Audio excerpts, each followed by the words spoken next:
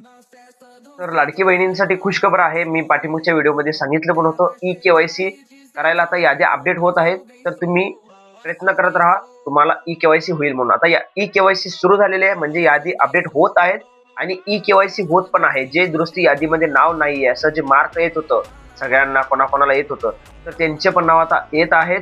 तर मी तुम्हाला ते कसं के-वाय-सी करायचं आहे मी तुम्हाला ते दाखवणार आहे पुढं. तर व्हिडिओ स्किप करू नका, पूर्ण व्हिडिओ बघा आणि तुम्ही कमेंट करून सांगा तुमचं ई-के-वाय-सी दुरुस्ती यादीमध्ये नाव येत नाही का?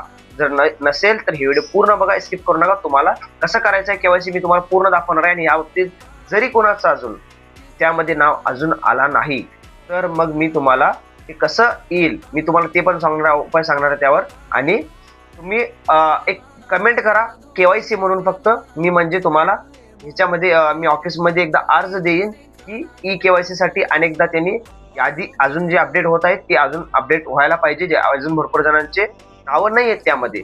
तर तुम्हाला मी आता पूर्ण प्रोसेस कसं करायचं आहे मी तुम्हाला आता दाखवणार आहे पुढं. तर व्हिडिओ स्किप करू नका, पूर्ण बघा आणि सबस्क्राईब करा चॅनलला, लाईक करा आणि कमेंट करा. जास्तीत जास्त करून सबस्क्राईब करा आपल्या चॅनलला, म्हणजे मला पण छान वाटेल.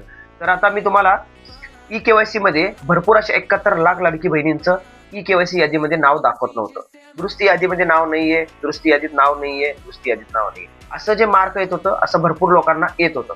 तर त्यामुळं आपण आता काय करायचं आहे मी तुम्हाला आता लाईव्ह प्रूफ तुम्हाला